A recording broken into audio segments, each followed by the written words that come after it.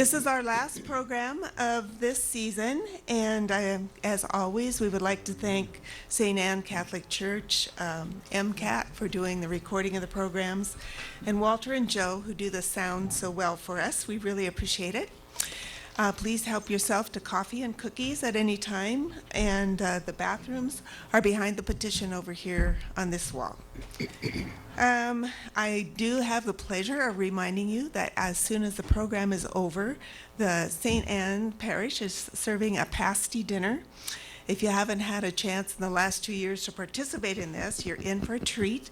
You can eat them here or take them with you if you can't stay. And they're $5 per pasty, or a dinner is $7.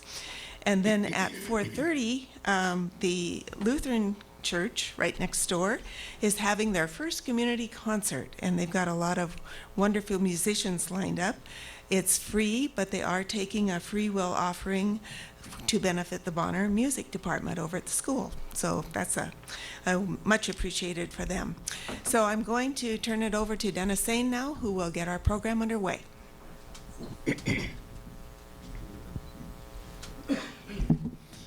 Well, I don't have too much to say, except we have a very distinguished group of people here who, yeah, don't give that. And so I will introduce Barry Hicks, who will kind of command the whole performance here. So have at her, Barry. Thanks. Dennis, and I assume we're going to wait till the end of the program to pass the mic around for questions. Is that right? Okay. That's fine. So I'm going to start off, and Sandy, if you want to advance to the introduction slide. My name is Barry Hicks, and I trained as a smoke jumper in 1964, so I'm a relatively young guy. And then I went on, jumped for about 10 years, and then got a regular job, and spent some time as a district ranger, and finished up here in Missoula as the regional aviation officer. And so that was my career. And each one of these guys, when they get up here to talk, is going to introduce themselves and what they did and how they got involved in this. And the video that we had playing at the first, we're going to show that at the end, and Boyd Burtch will be talking about that and answering questions right at the end about that kind of. But any of the questions that you have that comes up during the meeting, if you can hold them till the end, that'll help us a lot. All right, Sandy?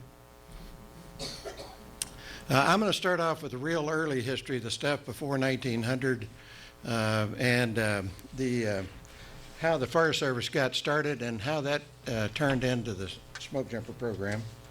And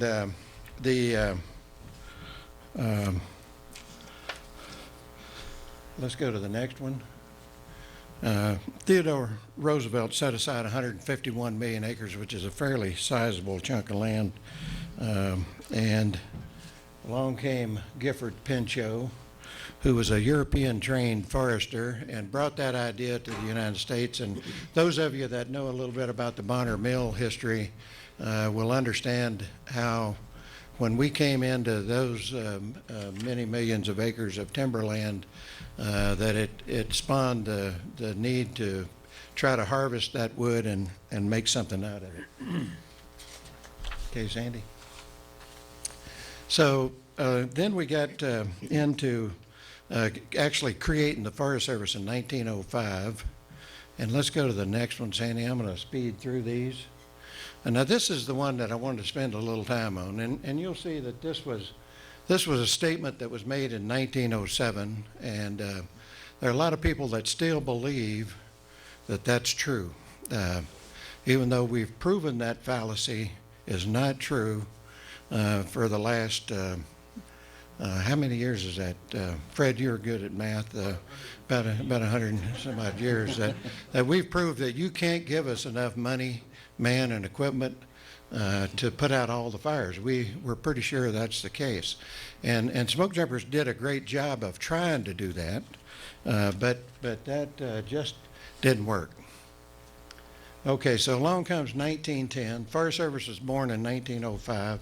1910 comes along and burns. Take a look at that now. Over 3 million acres, and right in our neck of the woods. Killed 85 people, did a lot of destruction, and so we're watching these fires that we're having today, thinking that that these are really unusual events. Well, those guys that had that 1910 fire thought that that was a fairly unusual event at the same time. It was before climate change had occurred, right? So pretty quick we got the mission defined. So we start building ranger stations and guard stations. And let's go to the next one. Lookout towers. We put in telephone lines. That's not a very good picture of a telephone pole, but a person up there hanging number 9 wire for crank telephones. We had communications. And so that was a big deal to have communications. Then we built roads and trails and bridges. So now we got an infrastructure that you can begin to think that if you give us more money, we can put out all the fires. And so we trained up the CCCs to help us, and they did a really good job. And for a number of years we were doing well. And then along comes World War II in 1940. We're learning more about airborne kinds of things, and I'm going to turn this over to Roger Savage, who's going to tell you about more of this. Okay, Roger? And I'm going to move my chair out of the way. I'll come back to that.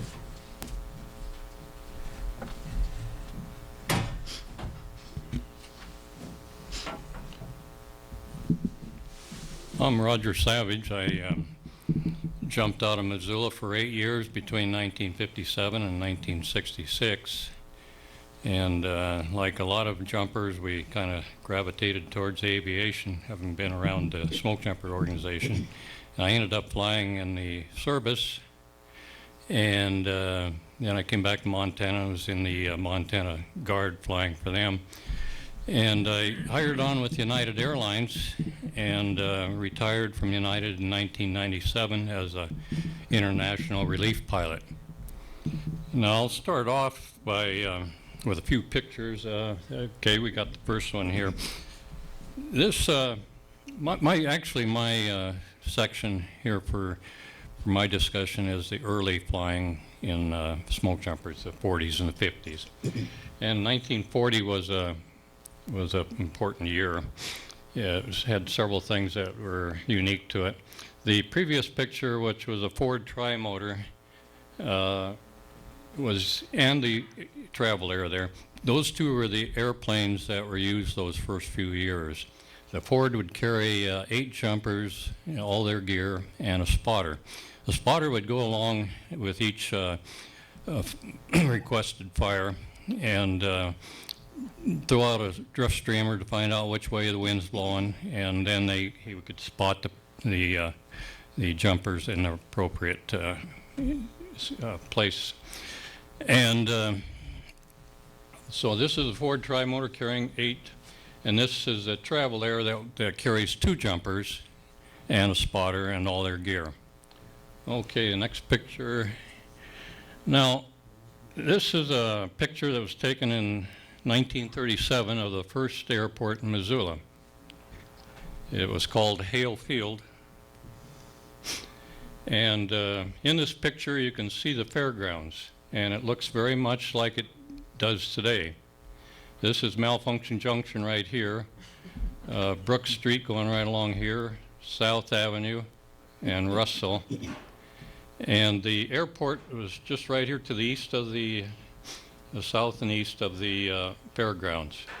The runways, one here,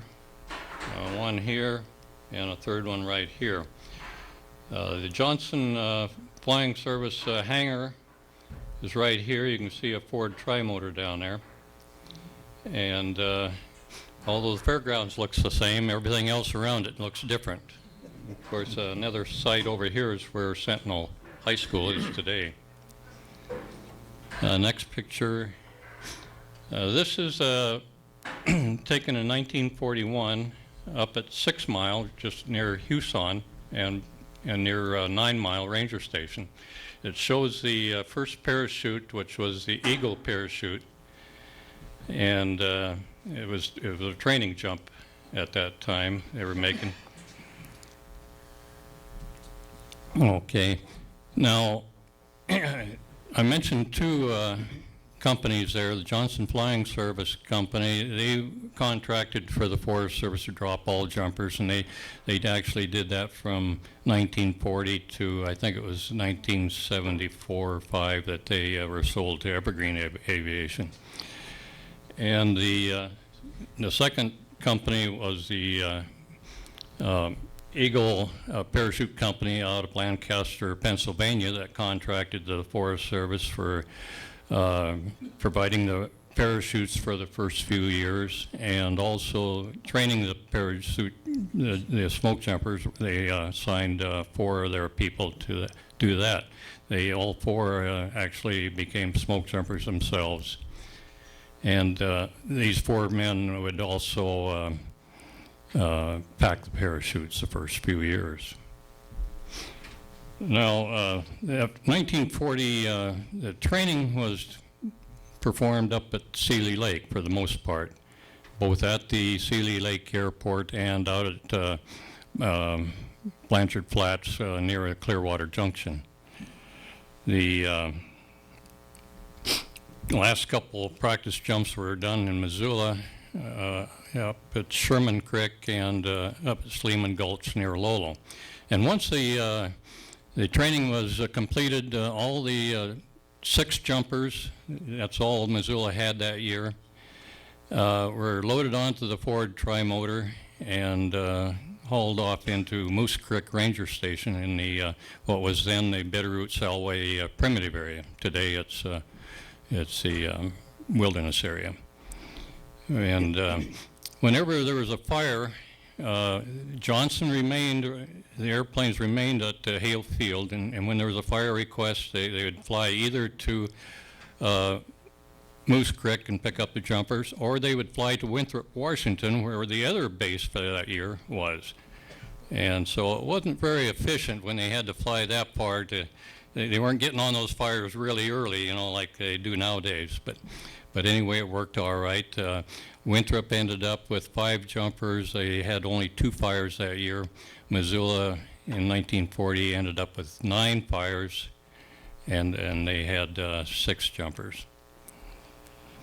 Another interesting thing about 1940 was the military sent several people out to observe the training. They hadn't started the airborne schools yet. And there was a Major Lee that came out and observed training up at Seeley Lake. And then he went back to Fort Benning, Georgia, and he started up airborne training in, I think it was 1943. And later he became Major General Lee and took 101st Airborne over to Europe and helped prepare for the Normandy invasion. Another interesting fact about that 1940 era was there was a Missoula doctor that was trained for parachute training, for rescue training in the latter part of the year. It was Dr. Lee Martin, and he got the training, but there wasn't any request for his services that year, but next year he did get a call. Now the first fire call came on the 12th of July into Moose Creek, and it was for a fire in Martin Creek, about 10 or 15 miles away from Moose Creek. And Moose Creek, I should point out, is about 50 miles west of Hamilton, and at that time it was on the Bitterroot Forest. Now when this fire call came in, Travel Air came over from Missoula, picked up Earl Cooley and Rufus Johnson and flew them over into Martin Creek and dropped them on the very first fire jump in the U.S. history. The second... Okay, yeah, right. What did Johnson do? You said Johnson. Sorry about that. Thanks, Barry. So then the second request came in was for a rescue jump. one of Johnson's Flying Service Traveler had been dropping cargo on Whitecap Creek, west of Darby in Idaho, and it crash landed. The pilot, Bob Marischitz, died, but the fellow that was pushing the cargo out survived. So Traveler came into Moose Creek again. Chet Derry hopped on board and went out and jumped on that rescue. There was a lookout personnel that from Cub Point that walked down to the crash site, and the two of them gave first aid, and that was the first airborne rescue in smoke jumper history. Now in 1941, they were still doing some of the training up at Seeley Lake, but a lot of it had shifted over to 9 Mile. In fact, that picture right here shows you right near 9 Mile where they made the jump in 1941. And the 9 Mile was used for the Hoem for the smoke jumpers from 1940-41 clear up to 1954 when the smoke jumper base was built out at the brand new Johnson Field Airport. It's there now. The 9 Mile facilities were the old CCC camps, the Civilian Conservation Corps, that had been abandoned and still had the barracks and the mess hall and things, so it worked out quite well. And when they got a fire call, they would sometimes the Ford or the Traveler would fly out to 9 Mile, pick up the people and fly to a fire, or else they would have some of those people standing by at Hale Field, and even living in some of the buildings there at the fairgrounds for a while. 1943 presented a problem because this was during the war years, and it was pretty hard to recruit jumpers. Just all the men were off to the service, and the Forest Service even considered shutting down the program. But the conscientious objectors, CPS people, stepped forward and volunteered, and they became the bread and butter of smoke jumping for 1943, 44, and 45. They did a great job. Most of these people were farm kids from back east off of religious organizations like the Mennonites and the Brotherhood and things like that. And they had great work ethics. There was a couple of new bases added to the smoke jumping that year, one in Cave Junction, Oregon, and one in McCall, Idaho.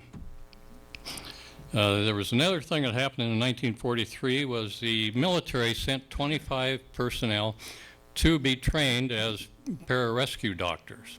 About half these people were doctors, and they came from the U.S. Coast Guard, the U.S. Army Air Force, and from the Canadian Air Force.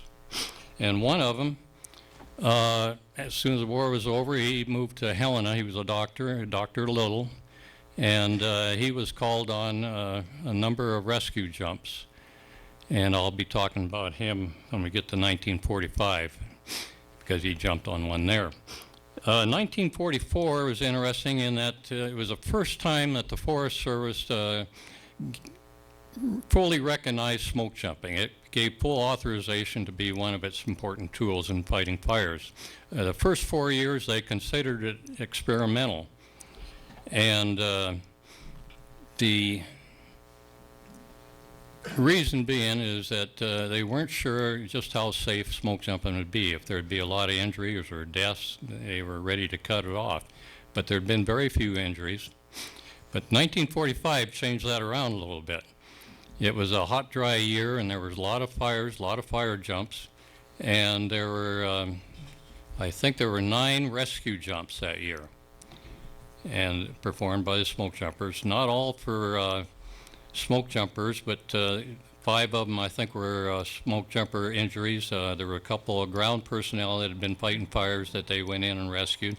And then in December there was a jump that was made to downed airplane. It was a World War II B-25. It was flying from the east coast to the west coast, and the pilot was Captain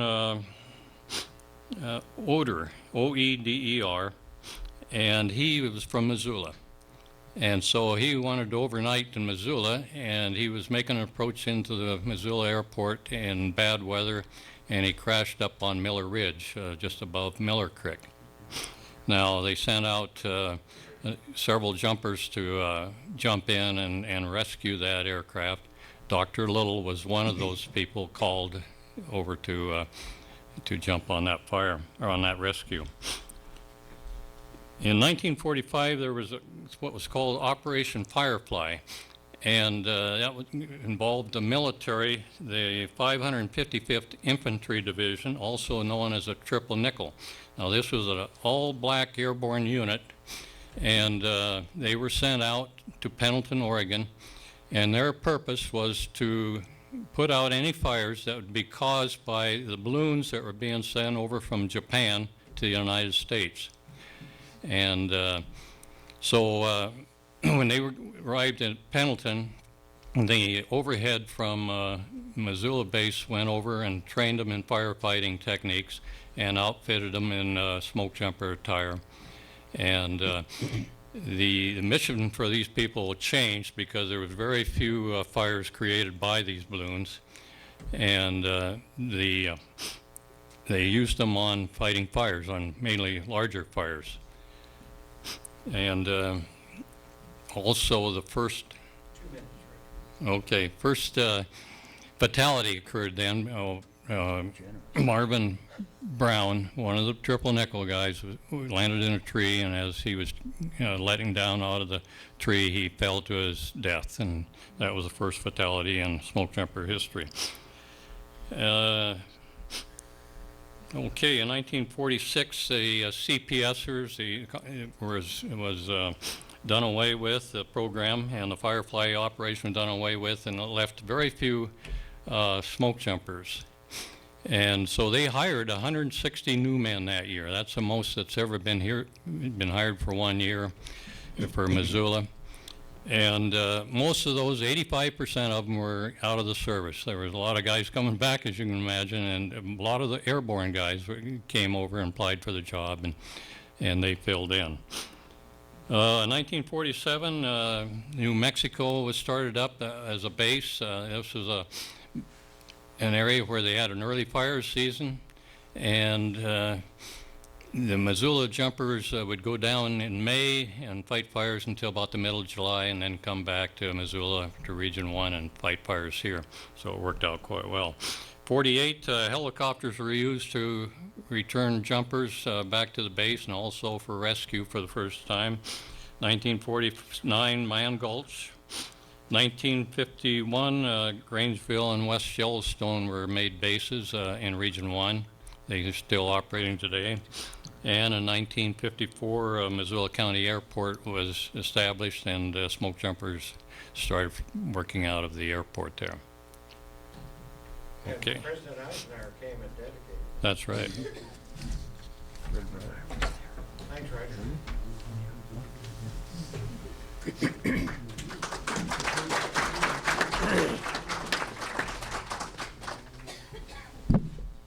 Height adjustment. I'm Lowell Hanson. I was a smoke jumper from 1958 to 1961, and then I got a little green uniform from 62 to 64, and I jumped from 65 through 1980, so I jumped about 20 fire seasons. My background, I came from a small farm in northern Minnesota, and when I was younger, I belonged to an organization that really stressed first aid and emergency care, because we had farmers that occasionally would kick the silage cutter clear. And of course, they got extra protein for their silage for the cows because they get an ankle or a foot. And the group that I worked with wanted us to be able to handle those kind of things because a lot of us were farm kids. So my first experience with the jumpers, I had worked in the Coeur d'Alene National Forest for 2 years on a blister rust thing, which was probably the lowest job in the Forest Service, but I got a lot of fire service that first year, and then started jumping in 58. In 58, we had quite a bit of first aid training as jumpers, and we were divided into 4 groups, and my group always finished first because I knew all that stuff from 7th and 8th grade and so forth. And along came not Man Gulch, but Hebgen Lake earthquake. And that particular morning, as a second-year jumper, I was just kind of laying back because they normally didn't take inexperienced jumpers on rescue situations. And when my name was called out, I was rather surprised. But anyway, they put 10 of us on the aircraft, and we flew from Missoula to the area where the earthquake had taken place. There was also an air sea land rescue coming out of Salt Lake. And the first group there was to jump, and the second one was to go back to West Yellowstone and work as relay transportation. We had a slower airplane but a shorter distance, so we beat the air sea rescue by 2 minutes. And so they divided us up into 2 different jump groups. I was Al Hammond, who was in charge of it, and we were the first stick to jump. We jumped right up near the dam.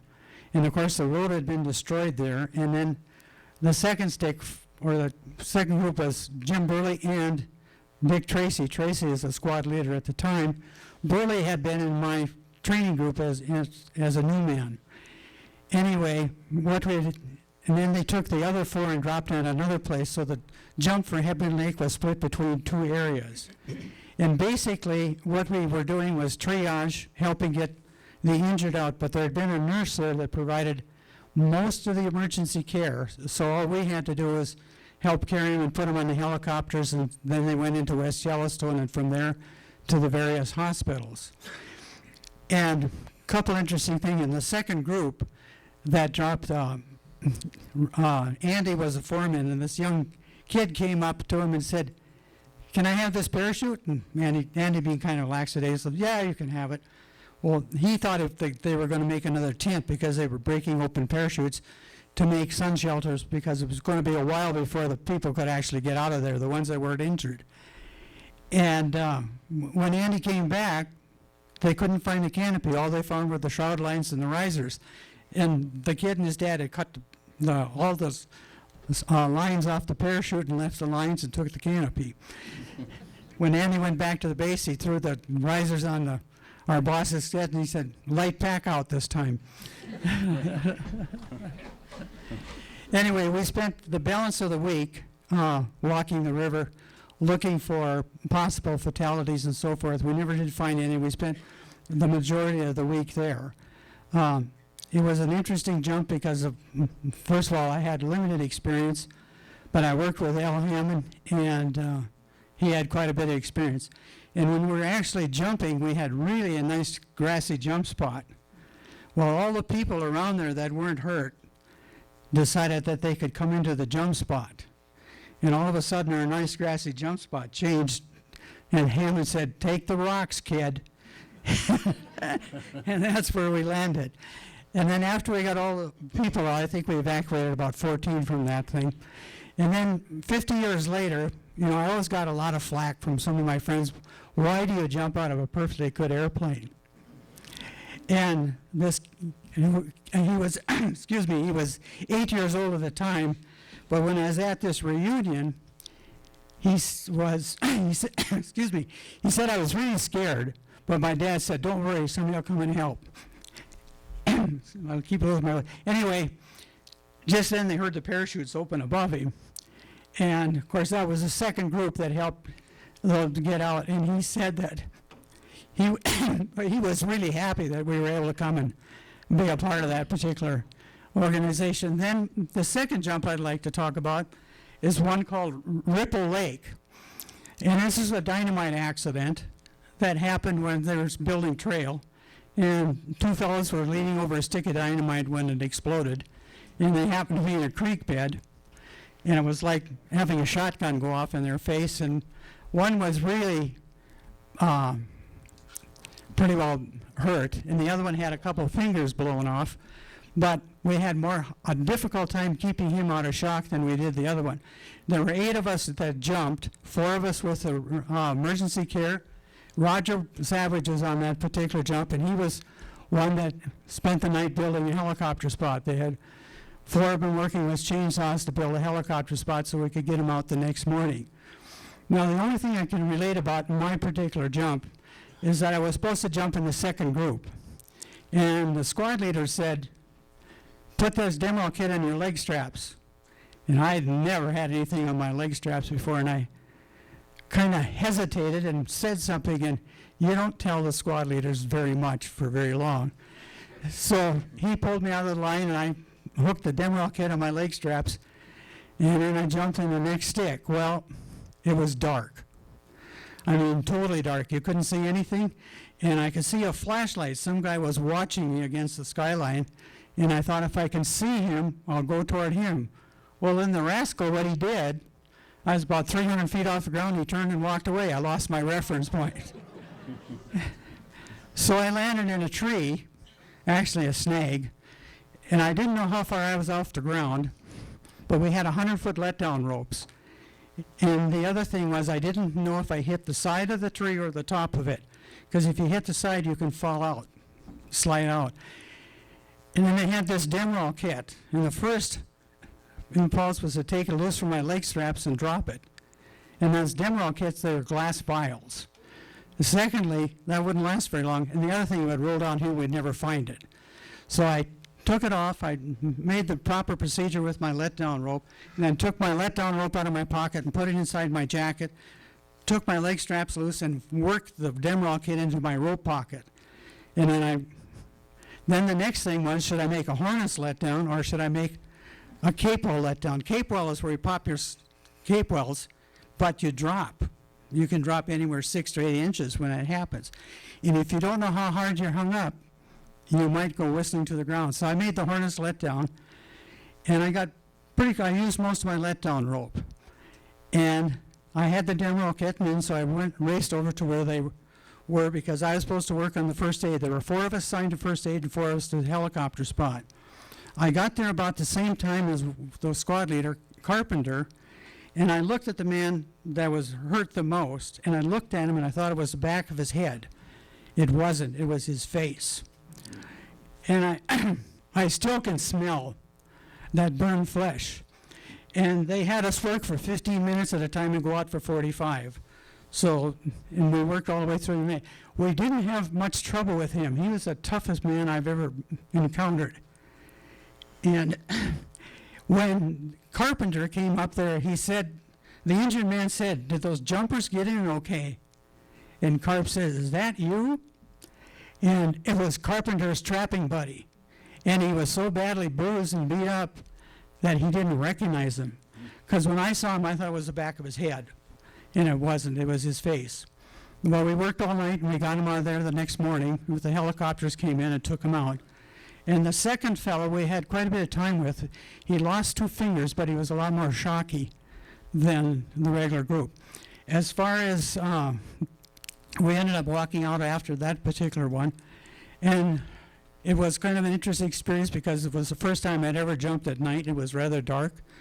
It was the first time in 39 jumps that I ever hung up in a tree, and I didn't particularly like it. But fortunately, I didn't have to go and get it. Roger and those folks were so kind as to cut it out and pack it out for us. So, and then the other thing I'd like to say about the rescue jumping with the Forest Service was they're secondary to firefighting.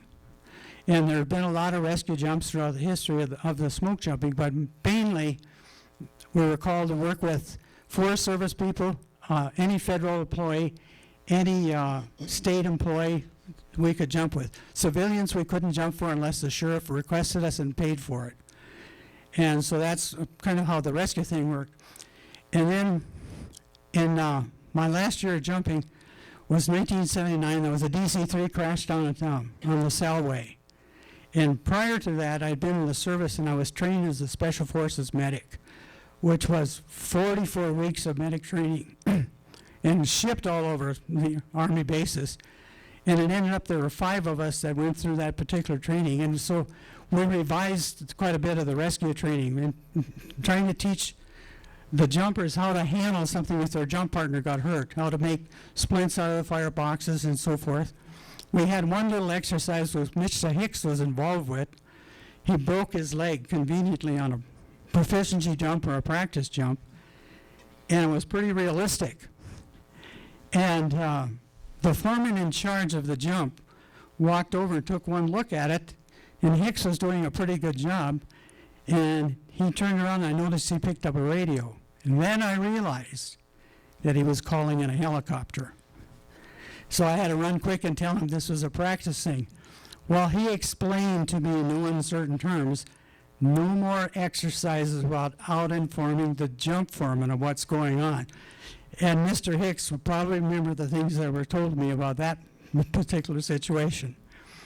Well, the last rescue jump I made, I was the chief foreman. And prior to that, I had been a squad leader, a foreman, and I'd managed the smoke jumper base at Boise. And I came back to Missoula. My last job, I was the chief foreman and training for fire and aviation. So we did quite a bit of training. We revised quite a bit of the medical stuff. I don't know, it's been 36 years since I've been out there, so I don't know how the rescue things were working today. But it was my first day as the chief foreman. I was walking across the ramp to give my old boss's lecture, and I won't use the exact terms he used, but he used to talk about bite your lower lip and be the rough tough you hired out to be. I didn't get to give that lecture because Charlie Rogers called and said, come up to dispatch. And the way he said it kind of irritated me, and I went flying up the steps 3 at a time and opened up the door, and he said, plane down. Get your rescue boys going. So at that time I handpicked from the overhead there, and we took 12 people. And this happened, DC-3 had crashed about 10:30 in the morning, and we got this fire call about 12:30. So these people have been in the water and so forth for quite a period of time. We got over the area, and the project superintendent decided he wanted to go. Well, I had this big emergency medical bag, and it's kind of hard to jump second with that thing. So I explained he could either jump with it first, or I would jump first, and he could jump second. He reluctantly gave up his spot. And so I made the jump, and then I noticed when I went back through the jump spot that he must have hit really hard because there was grass all over his shoulder, and there's a big divot where apparently but he was a tough guy, he could handle it. And I got down there and went down along the river, and the first thing I found was a dog injured. And then I got to where the two people were hurt. One was an older man in the rock in the middle of the river, and the other one was a young kid sitting on the bank, and it looked like he either had a fractured humerus or a dislocated shoulder. And he was pretty shocky, so I took my jump jacket, put it on him, and then we went to work on the man in the rock. And I put on mask pants that's like pantyhose, but you pump them up to get the blood pressure to go back into the main part of the body. And I took his blood pressure and it was 40 over nothing. And I figured he was going to last about 2 hours, so I was wrong. He lasted about 30 minutes. So I started CPR, and one of the medics guys with me said, "You broke all his ribs." And when I made my first compression, I did. I broke all the ribs on his left side. And we continued for about 30 minutes, realizing he wasn't going to. So when we stayed there overnight, and they evacuated out the young man that had the injured shoulder, and then we stayed overnight, and the deceased person went out with us. When I turned him over, I should have known from all my training that he had a lung removed. And I never had an impression that a burly guy like that working for the Forest Service wouldn't have 2 lungs, and that's how come I broke all his ribs. But the other thing about that thing is, first time I'd ever worn a Forest Service uniform, step over a log and rip my pants from one knee to the other. And the young guy that was sitting there with the injured shoulder told the regional forester, I'd like to find the kid, he said, "When I saw the old gray-haired smoke jumper, I knew I was going to live."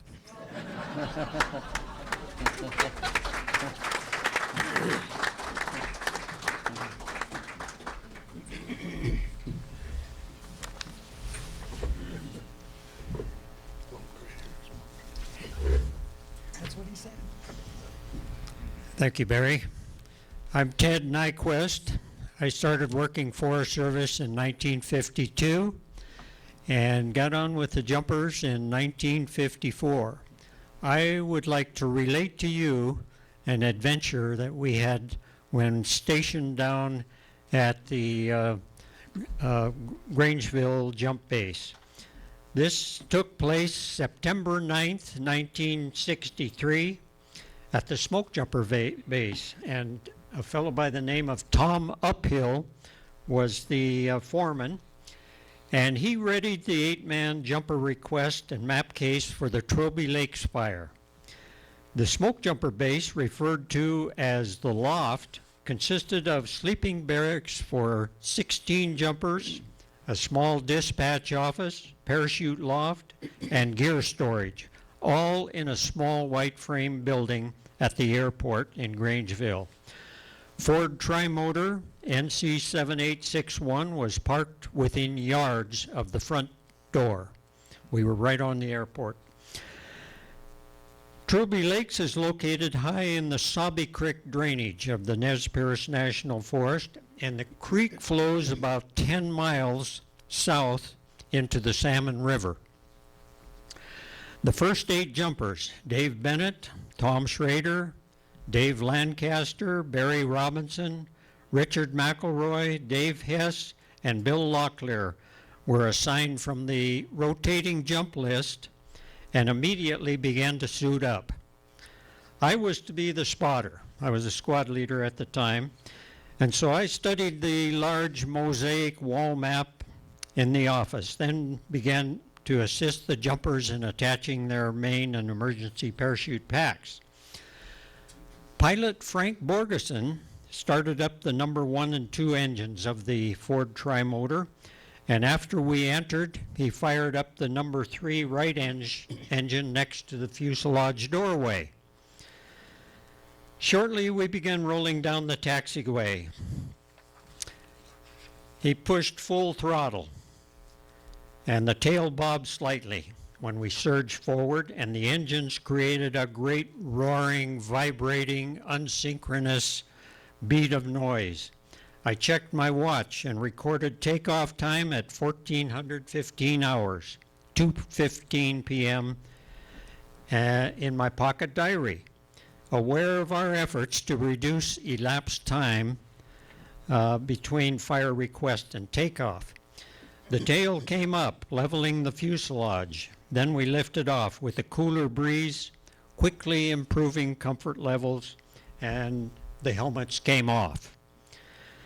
The Ford Trimotor was a slow, lumbering, huge-winged, corrugated metal beast dubbed the Tin Goose. Normal cruise speed was close to 100 miles per hour. The sound in flight was utterly distinctive and immediately recognized by any jumper within earshot.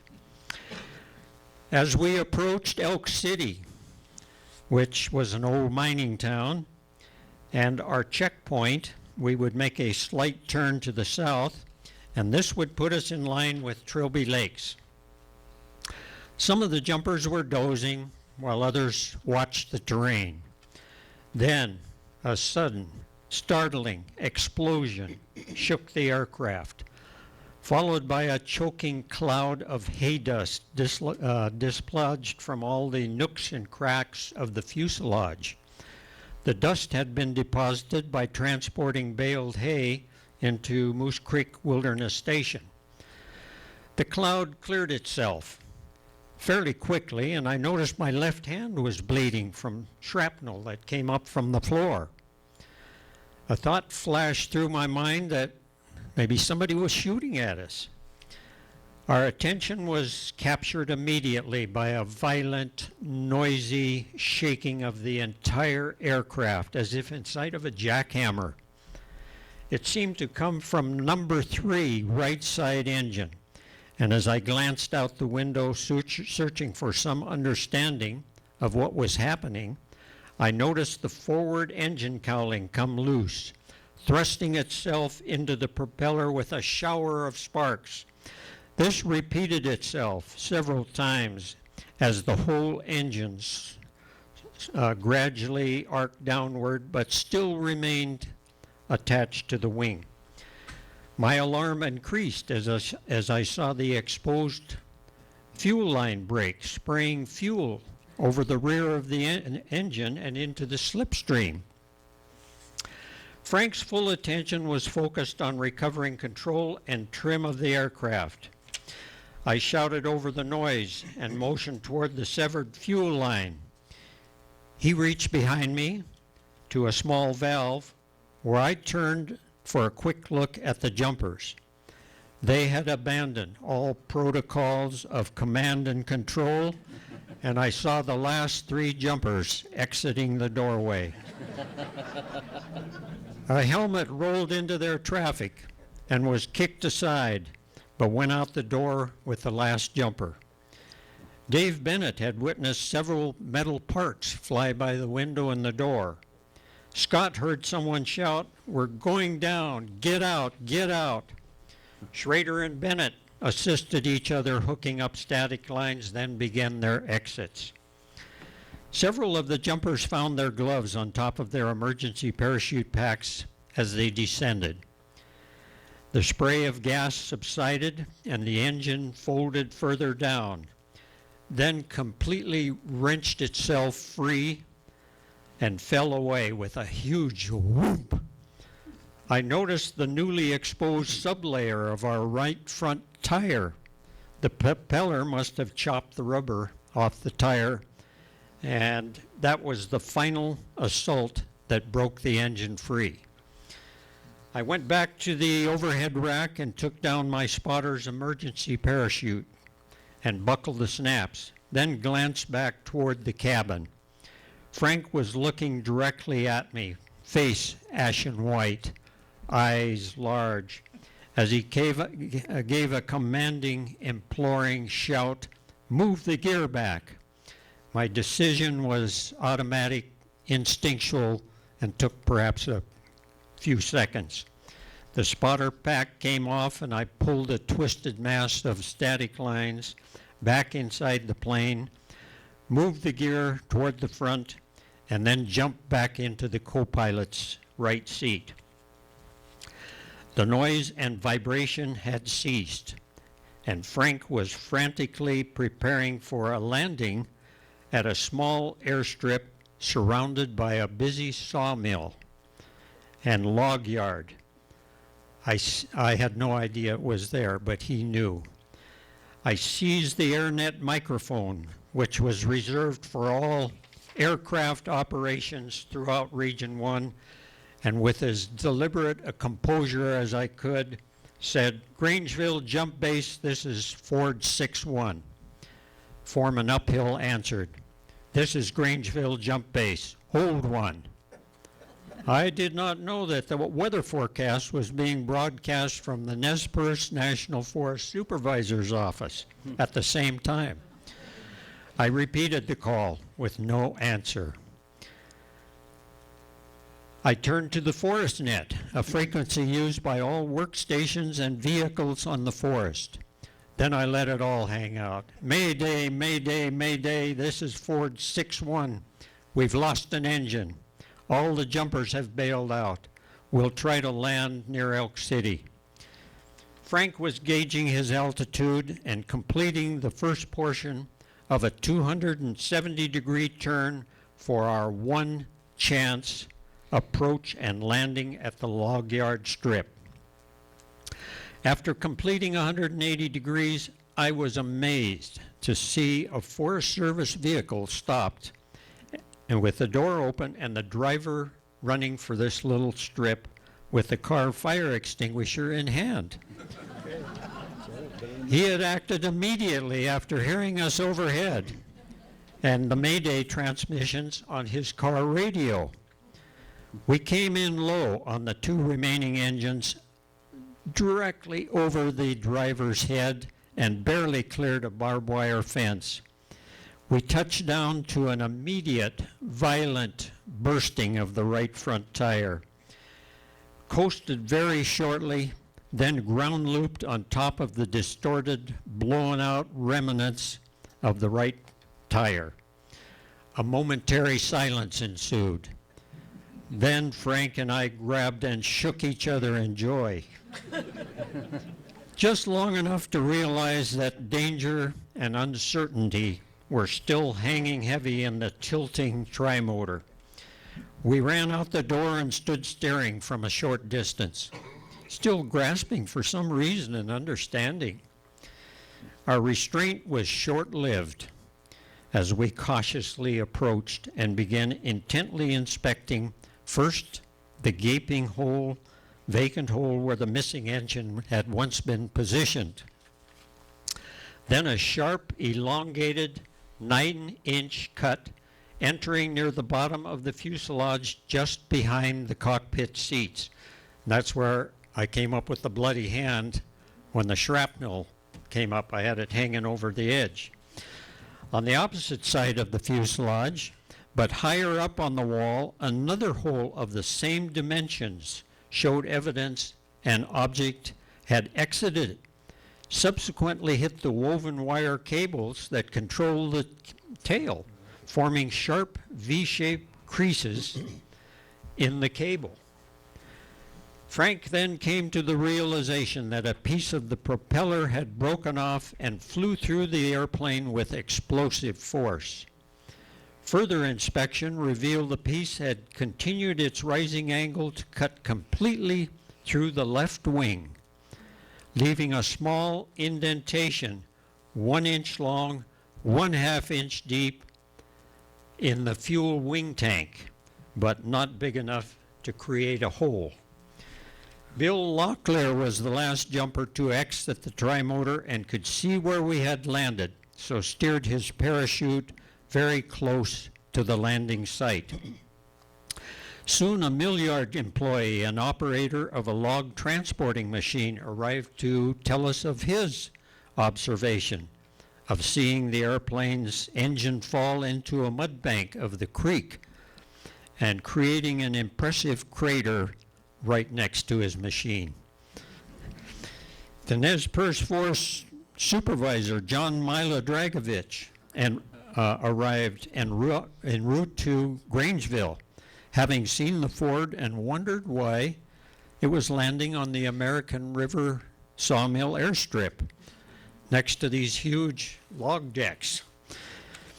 He found, subsequently, pieces of the engine along the road, and that kind of answered his question. Gradually, the smoke jumpers arrived at the airstrip with their gear, and they inspected the airplane. Then Locklear stated that he had been sitting on the chainsaw box, but moments before the explosion had moved to the front of the box and leaned against it just inches from the prop fragment's path. This very fortuitous move likely spared his life.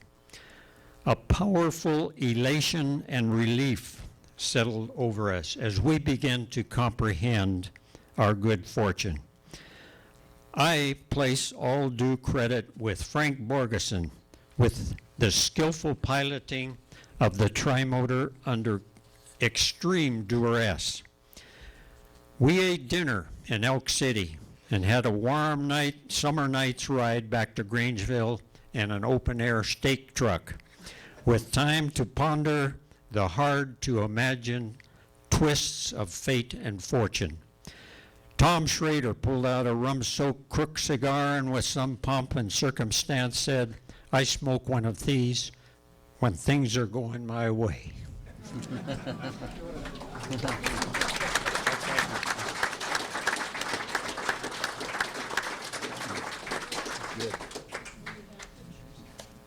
Here's the forest supervisor, myself, and the pilot, Frank Morgeson, standing. Here's the blown out tire, the missing engine, and you can't quite see where the prop had entered into the fuselage. Here are the jumpers after they brought their gear back. There's one missing. I think it's McElroy and the rest of us. Here you see where the cables are, which ran on the outside of the aircraft and went up through that hole in the wing up through the top, and that's where it clipped the wing tank. And that's where it came out on the top. Here is Barry Robinson. He went all the way back there. He wanted to retrieve that propeller, and he came back to Grangeville Airport with it. And I have subsequently heard that some hunter found that fragment, and I tried to follow it up, but I never did have any success. I call this incident over Elk City. Thank you very much.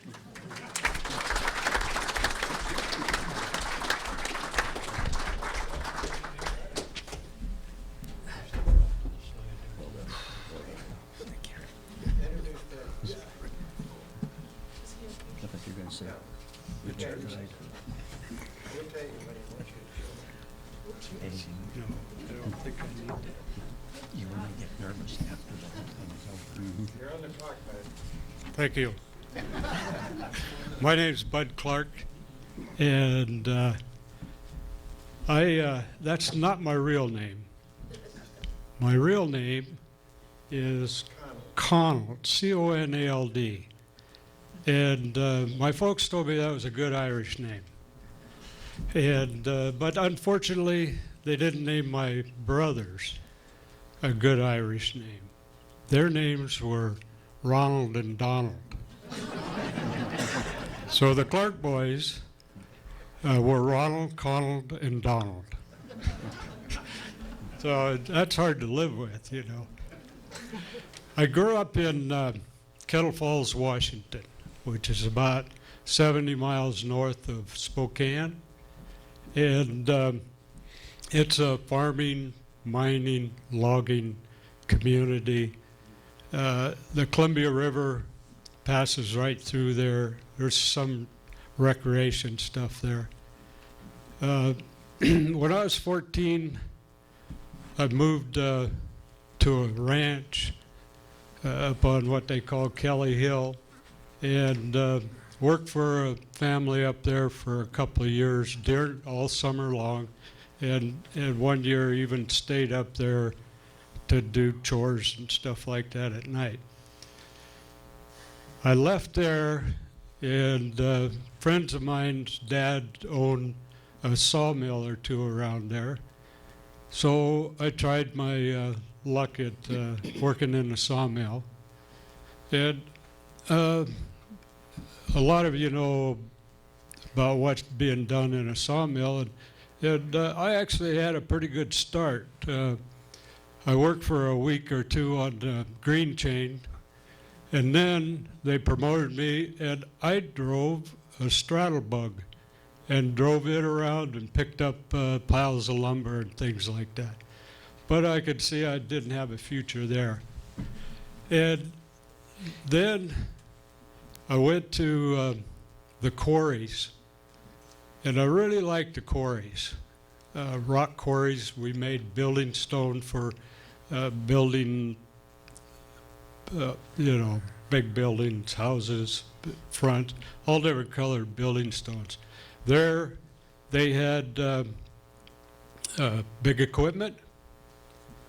They had explosives. They had a 16-pound maul that I broke big rocks into little rocks. But it was a good occupation for me. I really enjoyed that. And but in 82, I decided to, 62, I decided to come to Montana. And so I took off driving to Montana and was driving down the road at where the $50,000 silver bar is there. There's a nursery there called the Savanac Nursery. And I thought, what a neat place that was. So I pulled in there and got a job. I asked them if they needed help, and they said, yeah, when can you start? And I said, well, what about right now? They said, oh, no, wait till tomorrow. We'll put you on tomorrow. So that introduced me to fire. And the next year, I worked in at 9 Mile and worked on the hotshot crew. And in '64, I started jumping.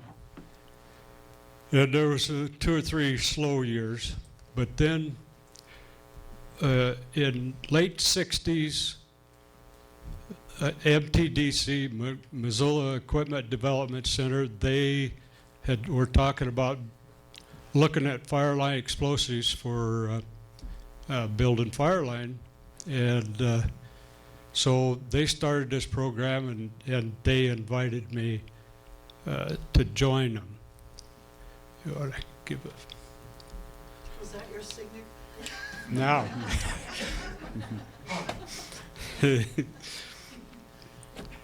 We did a lot of testing beforehand, and there was a lot of mishaps to begin with, and we started several fires, and because of the explosives, just a flash from it would start fires, so we started putting salts around it, and this salt would keep the flash from the explosives from starting fires. So from '69, for the next 2 or 3 years, we kept development, and we came up with this. You could change it over again.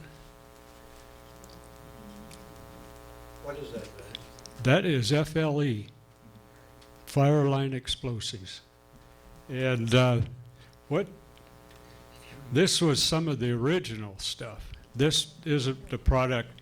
Now that I can see it here, but I couldn't tell before. But this was some of the experimental stuff that we had.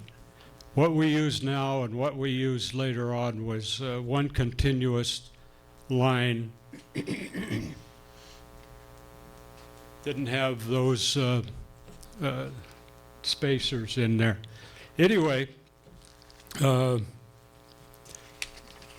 way we set this off, well, first of all, I'll tell you about the explosives. It comes in 7-strand or 4-strand, and the inside of it is 7 strands of det cord, which is PETN, and that's pentaurethral tetranitrate, and that is the same as a det cord that you got. And so the 7-strand had 1,400 grains. The results of it was really good. The efficiency of it was really good. It was something that didn't cost as much, and took less people to string it out, so you could blow a fire line. And so it took off pretty good. One of the things, well, the thing that we used to set it off with was EBW, which stand for exploding bridge wire. And this cap that we used was top secret during World War II. The military had developed it, and so by the time '69 rolled around, it was going into the public sector. And what this EBW cap, it's got a solid gold bridge wire, and then it's got PETN, which is a secondary explosive. A regular cap's got primary explosives in it, and you can take a pair of pliers and hit that with a hammer or something, it'll explode. With the EBW, it wouldn't. The system had a battery pack, and it had a capacitor, and this battery pack would leak electricity down to this capacitor. It would build up, and then release precise amount of electricity in a precise time. And when that hit that cap, it would explode that gold wire. And so then it would detonate the cord. It made it a lot easier for shipment handling because the caps were the same as the explosives. So we didn't have to put in different boxes, different airplanes or anything like that. In 1974, a friend of mine, well, another jumper and I, he was my assistant, jumped the very first fire ever made with fire line explosives. And we jumped into Outlaw Ridge, which was over on the St. Joe. And that was quite an experience because we had a little thing that happened. We jumped, and Larry and I were on top of this ridge, and it was a pretty steep ridge. So Floyd Whitaker, he was dropping the cargo to us. He come around the Twin Beach, and 2 boxes, which weighed 100 pounds, he dropped them out. Everything was fine. Then second pass came around. He threw the cargo out, and we're standing there, and it was obvious as soon as he threw it out that that parachute wasn't going to open.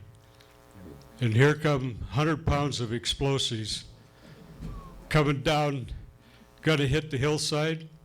And I already trusted this stuff, but my immediate reaction was I just turned and I dove over the side of the ridge there. So I was on the opposite side of where the explosives hit. And when I dove down there, I looked back, and Larry Eisman was standing on top of the ridge with his hands in his ears. Thought, boy, that's going to save you. And so anyway, obviously nothing happened. It just didn't even hardly hurt the explosives. We strung it out, did our job, and so anyway, you can say. There's. By the way, I went up in 1975, and I trained the Alaska jumpers and the people up there, and they used it a lot. They don't use it now, and I'll tell you a little later why they don't use it. But here's one of the blasts. Okay.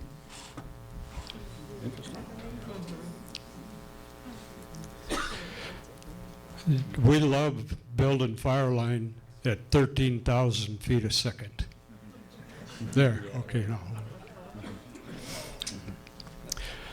Besides building fire line, there's other uses for it, probably just as important as building fire line. First of all, there's hazard trees, there's snags on fires, there's potholes that I blew in Michigan to create water so that they could fight the fire, because the water was about 6 inches under the ground and everything was dry above it, and they were burning out. So I made these potholes. Cows, yeah, blew up cows. They're hard to catch when they don't want to be, but and the hazard trees. This is kind of what they're doing here, and there was 2 different ideas on how to do this, and I never did it this way because it's an open air blast, and if you're blowing snags and stuff like that, it might cause other snags to go down. This will throw things a long distance. I always had with me a hand drill at 1.5 inch bit, and I'd go up to the tree and drill 2 holes in the front and 1 in back. Ain't gonna happen. And then blow them. So anyway, well, I got to decide which story I'm going to tell now. And so we'd blow them over, and well, anyway, had the experience of going down the middle fork of the Salmon River, a river of no return. Went up to Indian Creek, and Larry Eisman and I again. He gets me these projects that I like. And so a tourist had been camping out, and they got designated campgrounds where they had to go. And he was camped out. Big windstorm came up, blew a snag down, and he was sleeping in a sleeping bag, and it came down right beside him, but a branch hit him across the face and the nose, and they couldn't get the bleeding stopped. So they evacuated him out of there as quick as they could. So they called us, and in the river of no return, you can't use chainsaws or machinery or anything like that to get anything done. So the FLE was the best thing that they could do after that. So I get in a raft, and there's 3 or 4 rafts. I load it with explosives, come down to the campgrounds, and take these snags that are around there close, and load them up, blow them over, and they look just like the wind-blown one that had fell on this guy. It just left no evidence of humans even being it. It looked like it's blowed out. So we spent 4 days floating the middle fork of the Salmon, and got that job done. Hopefully nobody else got hurt after that from falling snags. I want to tell the story. 1 minute. Alaska, it really worked good in tundra. It was great. And they used it for many years. And one day they went out and blew a line, and they accidentally went over what they called an ice dome. And this ice dome, and when I was jumping up there, I jumped a lot in Alaska. When I was up there, I didn't know these things exist, but they found it. They accidentally put the line over that. And what it is, you got tundra, and you got the permafrost, and then underneath that was just a big open room. And sometimes could be 150 feet. They found one that was 150 feet from the bottom to where the tundra was, and people were walking across the top of this. And they blew a hole in that, and what happened was then, when all the water started running, it tried to fill up this void under there, and it started washing, and it made such an environmental impact. And since you don't know where these are, they made them quit using it up there. And but they did hold the record of the longest blast. They used helicopters and things like that. One blast, 7 miles long. So, thank you.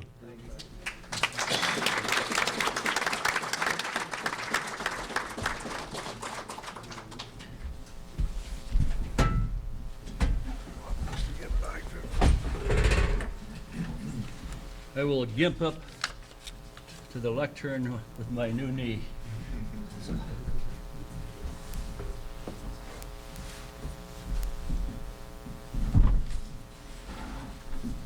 Best part's yet to come, folks.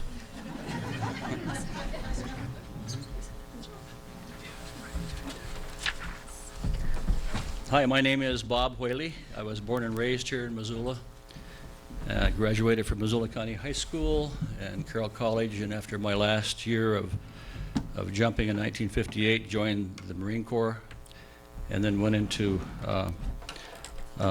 aviation from Quantico, Virginia to Pensacola, Florida, and I had a 21-year career in marine aviation.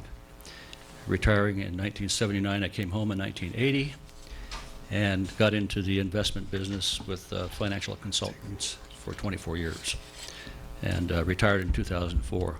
And I've been, my part, as you can see, is the Trails program, and I've been involved with it since 1999, when I was with Art Jukla, who unfortunately died on our project that we had that year. And you can go to the next one there if you would, Sandy, thanks. You can see from this chart that we have here how the program has grown through the years from 1999 up to the present.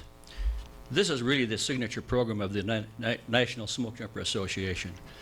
It really is something that has a lot of moving parts, and we've broken it down into divisions of responsibility that include logistics, planning, operations, and finance.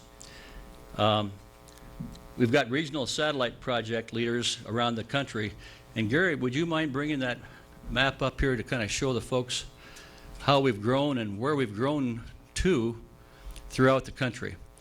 We're in national forests and national parks all over the country, and it just wants to continue to grow. So that'll give you an idea of where we are now with our program. Thank you. I think that'll probably, yeah. He's, what a guy. Let's give Gary a hand.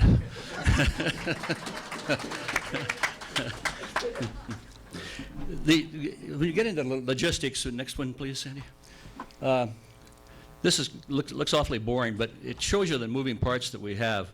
Tools and equipment are extremely valuable to us, and we are fortunate to have a Conex box out at the Jump Center and store our gear there. We also have storage, and some of the guys here in town have some saws that they take care of. DeCullough sharpens their saws for us, and he does a great job.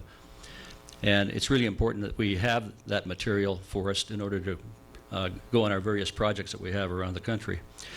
You can see that from the map that Gary showed you there, there's no way we can ship our tools throughout the country, so we're trying to get enough funds together to let these regional or satellite project leaders do the work themselves and have the tools and equipment available to them to do that work. That poses a bit of a problem to us, but we think we can solve it.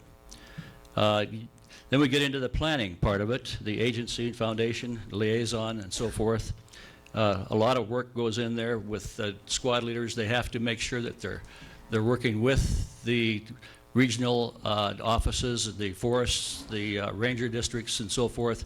And we have a real good rapport with a lot of the districts from year to year, so it's really good that we continue that because they identify the projects they want to have done. They have a priority list, and we identify the people that we think can do the work and get on with it. The registration forms that we have are quite interesting. It'll show the projects that we have identified that we want to have done for that year. We start identifying those probably in late, maybe December, November, December, and into January. And we like to have those projects identified at least by February so we can get them out to the on the internet and let the members of the organization look at what they want to do and identify our squad leaders. And they sign up for it, and we get the whole program going. We have a little problem right now with getting qualified squad leaders. It takes a lot of time and effort to be a squad leader, and you really have to stay on top of it and make sure that all the coordination is going the way it should be going with the ranger district, with your volunteers, with the food, with your packers if you happen to be fortunate enough to be in the wilderness and use packers. So that work is very important as well. Annual reporting at the end of the year is a real pain in the butt. But it has to be done because we have to justify what we did, show the work that we did, particularly with foundations because they fund us, and they have to report to their board of directors exactly what we did, how many trees we took off the trail, how many water bars we put in, detailed stuff like that. We get it done, and I think that, as far as I'm concerned, I don't mind it because I don't mind writing, but we have a hard time getting those things in time and into the individual that puts it together. I brought a copy of it here just to show you how much work goes into the thing. This is the end of year report, and I don't know how many pages. I haven't counted them all, probably about 60. But the individual that does that is Steve Carlson over in Washington. And Steve does a fantastic job. I think he should be Volunteer of the Year sometime, because he really does a lot of work. And he's on everybody's butt throughout the year to get the reports in. He gets all the photographs, puts it all together, checks spelling, does the whole 9 yards, and nobody says thanks hardly. And that's just not right. He does a fantastic job. Getting down into the training, we've got to make sure that all of our volunteers are trained in first aid, AED, and CPR. And fortunately, those of us that are here in Missoula can go out and piggyback on the training that the Smokejumpers do out here. So we're very fortunate in that regard. We don't have the same luxury with those that come from around the country. And we have a lot of them come from North Carolina, Texas, Colorado, North Dakota. They come in from all over. And they'll have to get that training someplace else. A lot of times for the first aid, they can go to a fire station or they can go to the Red Cross. You can even do it online. So we want to make sure that they're trained. And you have to do that once every 3 years, isn't it? Or 2 years? Every 3, yeah, okay. And also for getting the training on crosscuts and chainsaws. We have to have that training as well. That sometimes is difficult to get done. Safety is very important. When we go out in our projects, and we're in the wilderness, we try to have a safety meeting in the morning, depending upon what we're going to be doing that day. If it's felling trees, then you have to make sure that you've got your hard hats for the guys that are doing that. If you're doing brush hooks with brushing and that sort of thing, making sure that you're not too close to each other, because I'll tell you, you can get hurt real quickly if you're not paying attention. So we make sure we do the little briefings that we have. Finance. You can probably go another, get some pictures here, just to show some of the pictures that have come in from some of the projects that I've been on. We're really lucky in the crews that I've had. We've been in the North Idaho, and North Idaho Backcountry Horsemen have been wonderful in supporting us. Those guys just do backflips for us, and we really appreciate it. As well as a lot of the Backcountry Horsemen from around here. They do a lot of stuff for the projects around here too, so our accolades go out to that group of people. That's Jim Renshaw. He is a legend in his own time. Jim lives down in Kuski, Idaho, and has been supporting us for the last 10 years. Last 2 years, he's not, I shouldn't say last 10, last 2 years he's not been able to do it because he says, them packs is just getting too heavy. And he has a hard time, and he's very proud, and he doesn't want any help. So he's kind of backed off a little bit, and he's also had a few health problems. But he is a character and somebody that we're very proud to have, having had the ability and privilege of working with through the years. And that's just some of the stock that we have been fortunate enough to haul all our stuff in with. Finance. That's a boring topic, but I'll tell you, we're really getting pushed to the limit right now with the ability to have the forests provide us funding for all the projects that we have. There was a memo that came out not too long ago, and Fred Cooper was kind enough to send it to me this morning, and it talks about funding for the forests, and the areas that are going to get the majority of the funding don't happen to be in Region 1 because we don't have a population here to support it. So the money that we're going to be getting, the Forest Service is going to be getting to support the Trails project is going to be going to the coast. And that is too bad because we've got more trails to do, to take care of, and they can deteriorate a lot faster up in our country than they do on the coast because they're getting used a lot on the coast, therefore they're getting attention. One of the things that Fred and a number of us went to the Wilderness and Recreation Conference this past January when we were briefed on the Washington office decision. And it said those regions and forests with most use of their trails will get the most money. George Bain, the director for recreation here in Region 1, gave a briefing and said he fought the best battle he could to argue against the 30% trails reduction in Region 1, but he lost. So that creates a bit of a problem for continuing to get the support that we need for $25 a day per person, and which gives us enough to buy our food. I'll give you the example. We are fortunate to have, in my crew, be supported by the Selway Bitter Frank Church Foundation. They give us $1,500. And of that, I go out and do the shopping and probably spend anywhere from $1,000 to $1,100. That leaves us a little bit of a balance in there that we can give some money to the backcountry horsemen for their mileage, which we like to do. And if whatever's left over, if we have $300 or $400 left over, whatever it comes out to, we'd like to put that into our kitty to build up the assets that we have so we can maintain our tool cache and buy tools and so forth. Well, we've been fortunate to have the ability to build that fund up so that we don't think that we need all of that money for the purposes that I mentioned, and we're able to give some of that money to the Art Jukla Scholarship Fund for educating kids of the jumpers who have died in the line of duty. And we have spent some of that money for that purpose. Also the Good Samaritan Fund for jumpers' families who fall on hard times for one reason or another. We've been able to support that. I think those days are numbered for us. If we're not going to be able to get the support that we need from the Forest Service in the amount that we need in order to sustain the operation, then I don't know that we can continue. Good. That would be a shame because these individuals who come from all over the country to volunteer for the Trails program spend a lot of their own money to come here. And it is not something I want to see them have to pay for to come and work for free for the government.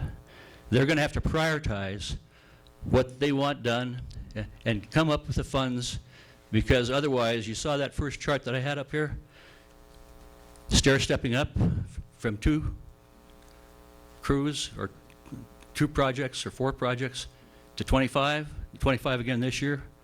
You're going to see that start to come down. And that would be a real shame for our forests.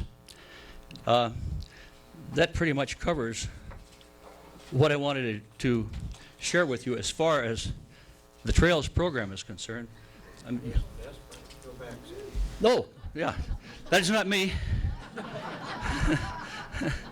That's Dennis Pearson. And when Dennis used to go out there and jump in the lake, we said, "Where's Dennis?" "Dennis is out there crawling." And yeah, it's not all work. We do get into some good areas where we do some good, we have fishing and we enjoy ourselves. And there's one last one, we have one more there up in the Selway. And by gosh, we don't know where that guy came from. That's Gary Wireman and Dennis Pearson. Chuck Fricky, I think, is in there. Anyway, photoshopping is really nice. Somebody said once, when you talk about jumping or flying airplanes or whatever, I think Neville Schutte said this. It's his quote. He says, "To put your life in danger from time to time breeds a saneness in dealing with day-to-day trivialities." And there's a lot to be said about that. The other thing was, somebody said, "How long do you want to live?" The answer was, long enough to still have someone to play with, but not so long if I don't. Thank you.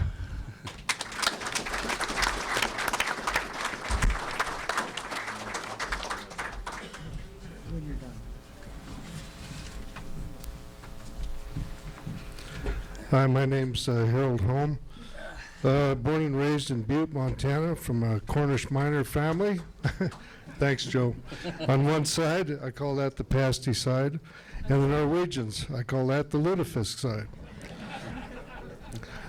I worked underground in the copper mines right out of high school, then on a lookout tower before smoke jumping in Missoula in 58, 59, 57, 58, and 59 on fires in Montana, Idaho, and in the North Cascades of Washington. I was inspired to get into smoke jumping by Red Skies of Montana movie.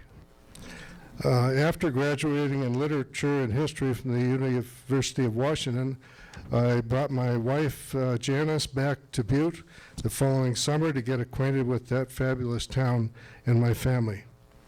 While there, I was a fire guard and supervised fire crews made up of Butte barstool occupiers just sitting there with no thought in mind except the next fire call.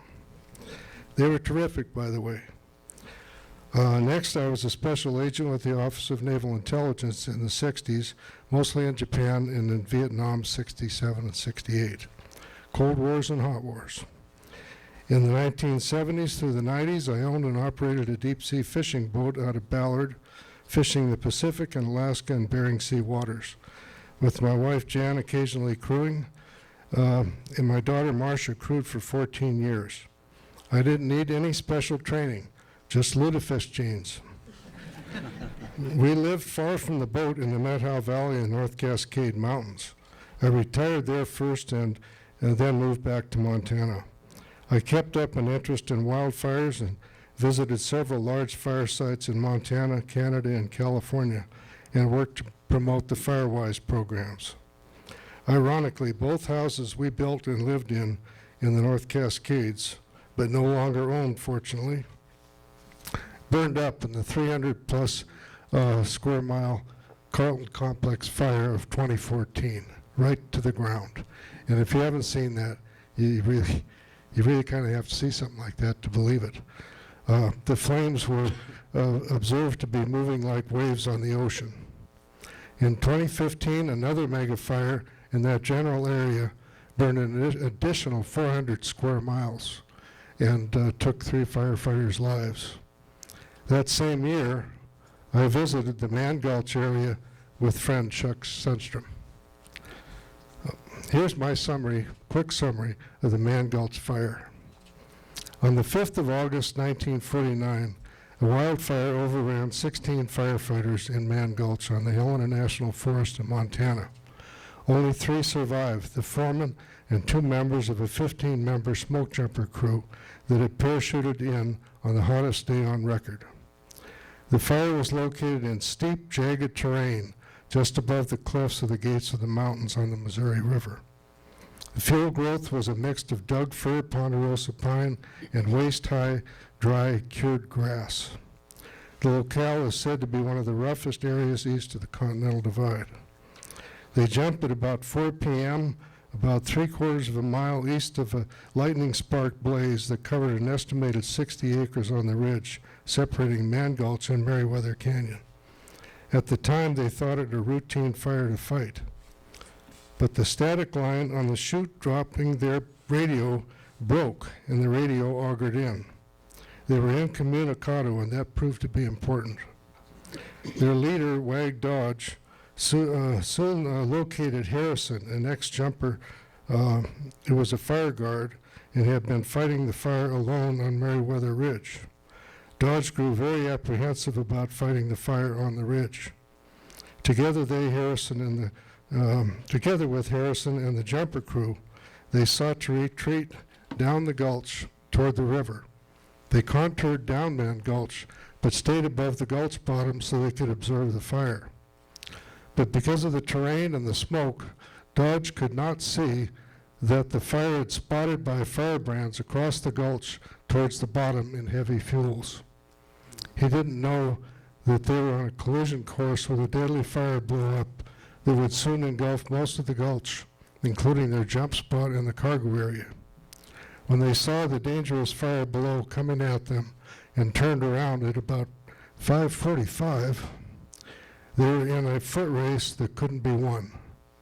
What was good for the fire, the heat, the wind, the fuel, and the steepness, was very bad for them. Dodge had been banged up in his parachute landing and knew he couldn't outrun the fire. As they came out of the timber, some inspiration born of desperation led him to get out his matches and start an escape fire in the grass to create an area of black that they could get into. He tried to convince the others to lay down in it with him, but this was all new to them. Instead, they ran for their lives up the gulch, but the fire outran them. All except Dodge and 2 others died. The rookies Sally and Rumsey had run straight up the rim rocks to the rim rocks on the up gulch side of the escape fire and made it through a gap in the rim rock and soon found refuge in a rock pile. This action, from when the jumpers turned around until when they were caught, took only about 15 minutes. 13 crosses mark where they fell. Pause to think about that. If you could show the slide. Back up.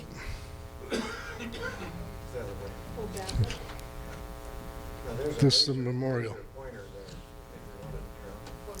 Okay, I don't know if I can work this thing. We got the right hand. Okay. That was the memorial that they had to the firefighters at the Meriwether campground. It lists all the names of those who died there. Next slide. This is looking across from Meriwether Ridge across to the rim rocks you see there. The jump spot was somewhere up here, and they started coming down here, and then they, after Dodge decided they shouldn't be there, they should get somewhere else, they came roughly down this where I can't tell exactly, and then back up. And somewhere in here, you can't see it on the size of this picture, are the 13 crosses. Next slide, I guess. This is a sign that's placed on Meriwether Ridge. I think Roger was instrumental in getting that there. And it describes how the blow-up happened and what happened to the firefighters.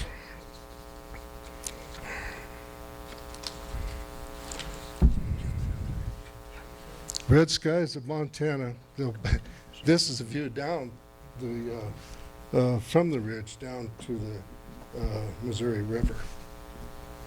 And I think that's the red skies of Montana came out just a few years after the event, but is only loosely based on Man Gulch and is fitted with a Hollywood storyline. Young Men and Fire, a book by Norman McLean, was published 2 years after McLean's death in 1990. A Great Day to Fight Fire by Missoulian Mark Matthews came out in 2007 and has more details of the lives of the crew and several notes at the end of the book that are very informative.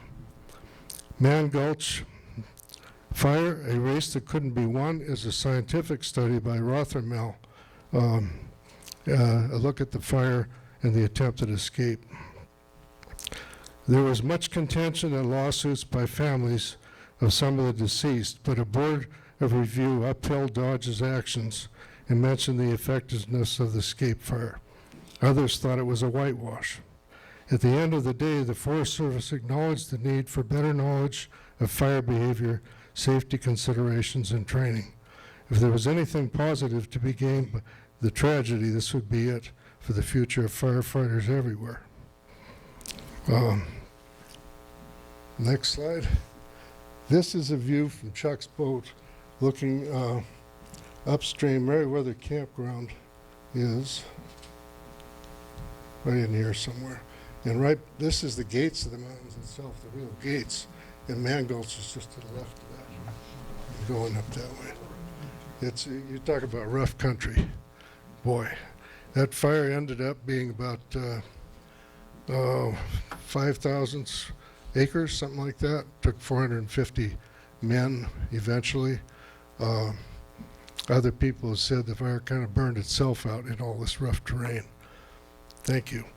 I was going to show, and I don't know if we have time, a film of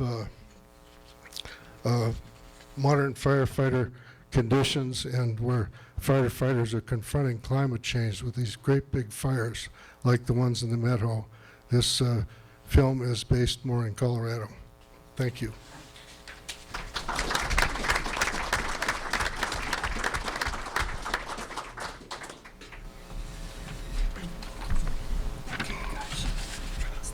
I just want to say that if you, Ariel, come on up.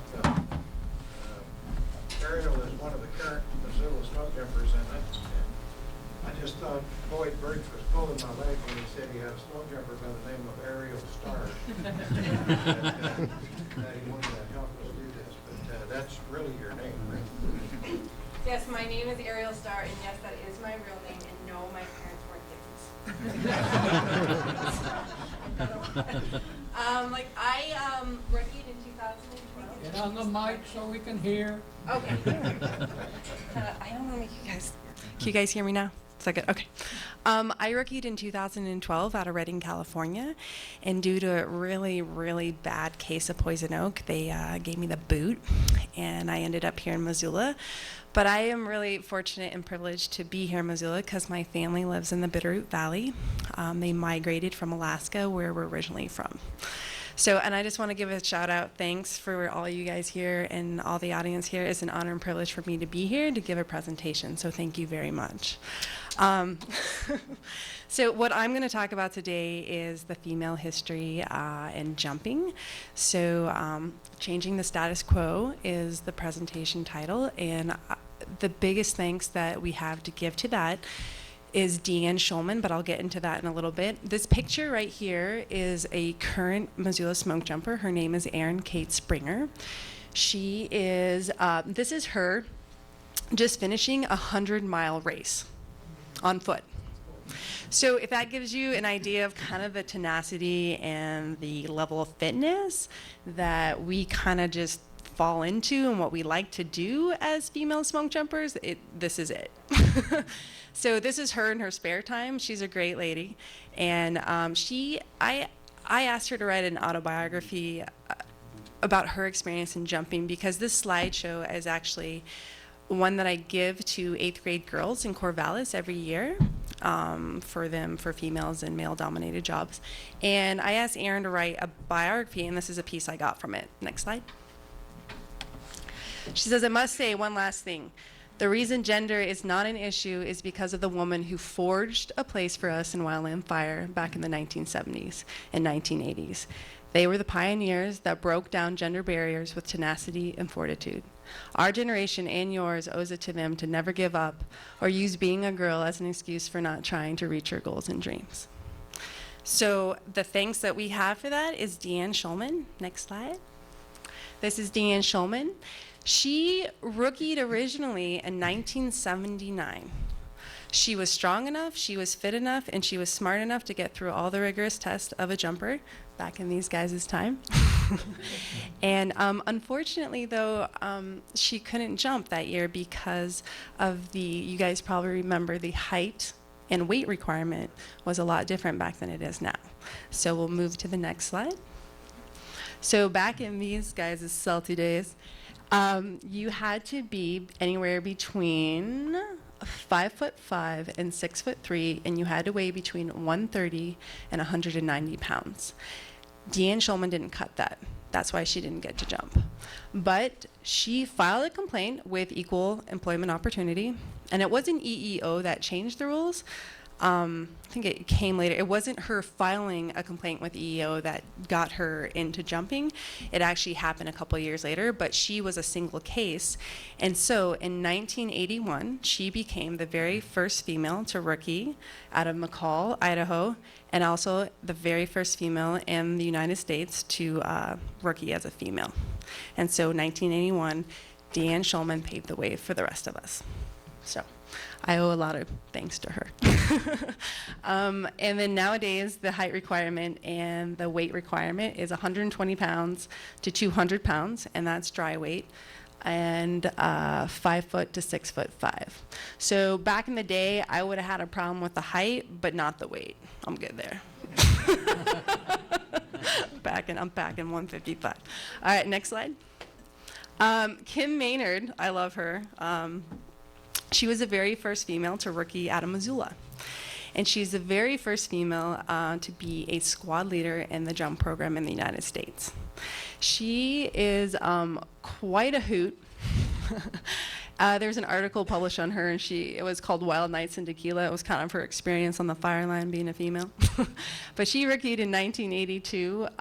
These websites, if you're interested, are really great. The Smoky Generation is a oral history project that Bethany Hanna has composed, and I wouldn't be surprised if some of you here are part of that oral history. Did any of you guys volunteer for that? Okay. Well, I know there's a lot of guys back in their era that did. So Bethany Hanna is doing her master's on an oral history project, and it's just not smoke jumpers, but it's all the firefighters. So it's a really interesting thing. And Kim Maynard's on there, and so am I. So it's about my really ridiculous story about how I lost a chute in the river. It's pretty funny. Yeah, we'll get to that later. But yeah, Kim Maynard, she's a great lady. And the next slide. This is her volunteering for the in the Wilderness for the Trails project. So, and she's retired now, and she works all over with natural disasters. She keeps herself pretty busy. So I think that's kind of it in a nutshell. I don't want to take up Boyd's time, but time for questions later. Thanks, guys.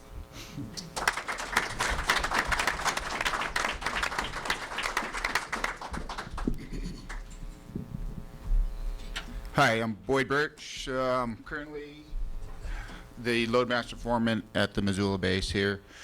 Started in 1988, and originally was going to just do it for 7 years, but got the bug, and now I can work on my retirement, so got to the end of that. So, but anyway, I just realized the other day that the first time I flew in a plane was I jumped out of it, so it's probably like a lot of these guys that first time you fly, you jump out, so that's kind of the normal process. But this DC-3 here, just a little current information, all the bases. There's like 7 Forest Service bases, Missoula, West Yellowstone, Grangeville, Idaho, McCall, Idaho, was it Redding, California, Redmond, Oregon, and North Cascade, Washington. So, and there's 2 Force or BLM bases, which is Boise and Alaska.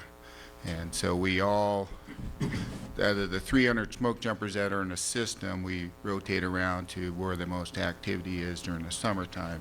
And generally in the Northern Rockies here is from July till end of September into October. And the first part of the years we'll work our way down to New Mexico, Silver City, New Mexico. We'll be down there in May through July, and then also Alaska is one of the earlier parts of the fire season. Generally, though, our fire season was used to be around the core time from July. Now we're actually working pretty much year-round at the base. We got wildland fire and prescribed fire down in Region 8, which is the southeast corner of the U.S., which is we send guys down there for 21-day tours, and they come back, and work isn't hard, and it's get a little overtime, which now is kind of one of the things is a lot of people like a lot of overtime, so it helps them get through school and get through day-to-day stuff. So, and currently this is a picture of the DC-3. I'll go to the next slide. And this is inside the DC-3.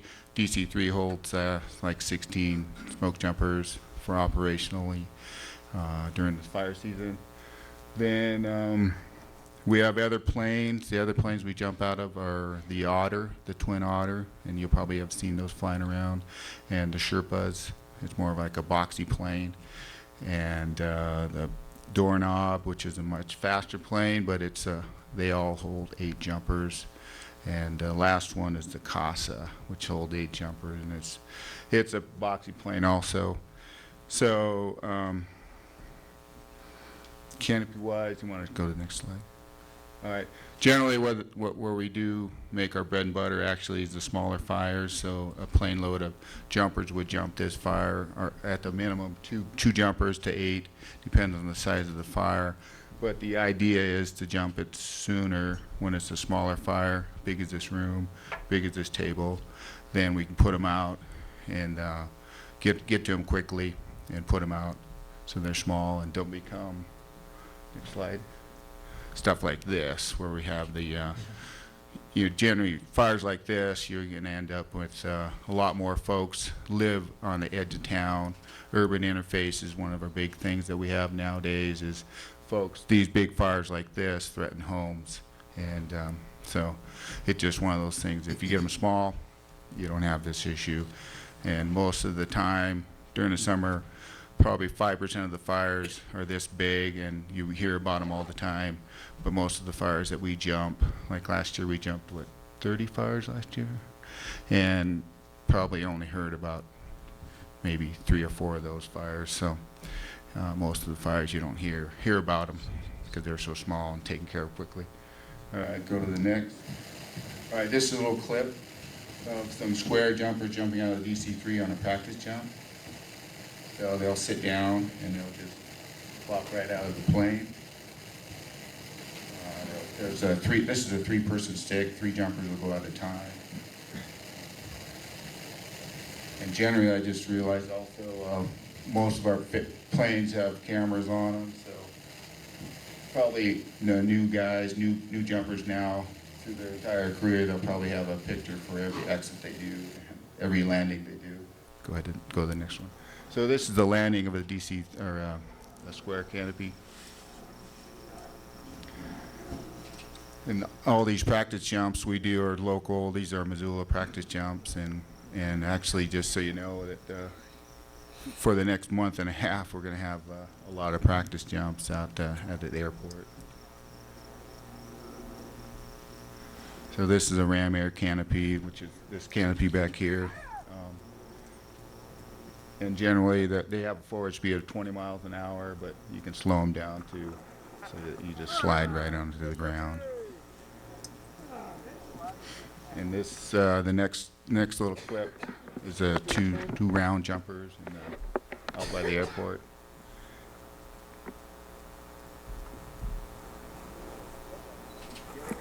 And Hague. So 2 good rolls, a lot of PLFs there, parachute landing falls. So we got the square canopy and the round canopies, and we're transitioning from the round. So it's all part of the evolution of smoke jumping.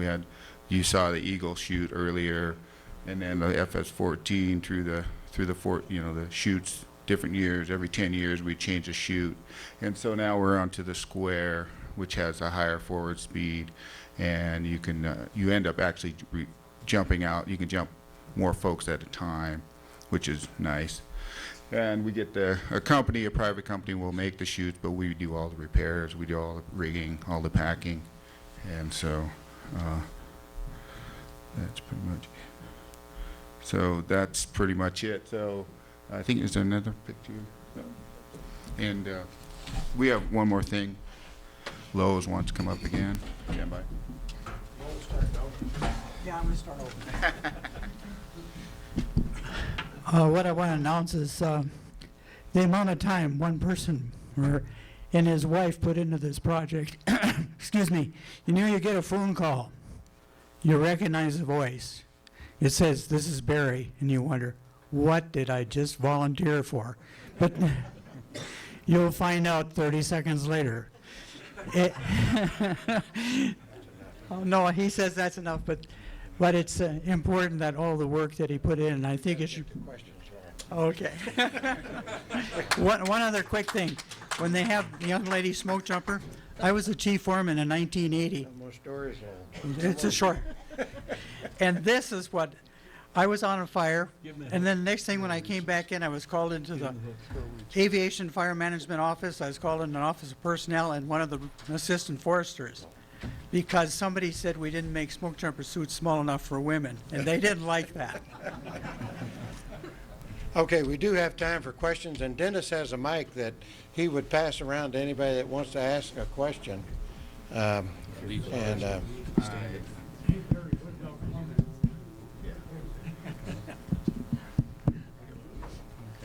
Well, I've been waiting a long time for this, especially with Bud Clarke sitting here.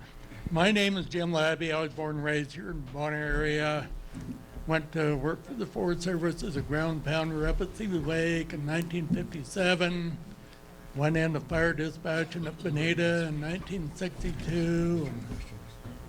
Anyway, I spent about 15, 18 years dispatching fires. Dispatching, I don't know, I probably dispatched Bud Clarke, I don't know how many different times. But anyway, dispatching is a very important part of the whole fire suppression activity. Whenever I had a fire, I needed jumpers, retardant, or whatever. I had to go to the AFD, to Charlie Rogers, somebody, and request, you know, whatever it was I needed. It was in the late 70s, maybe early 80s, I can't remember. We had a fire up Lowell Creek, about, I don't know, 6 or 8 miles up Lowell Creek. No air tankers in Missoula.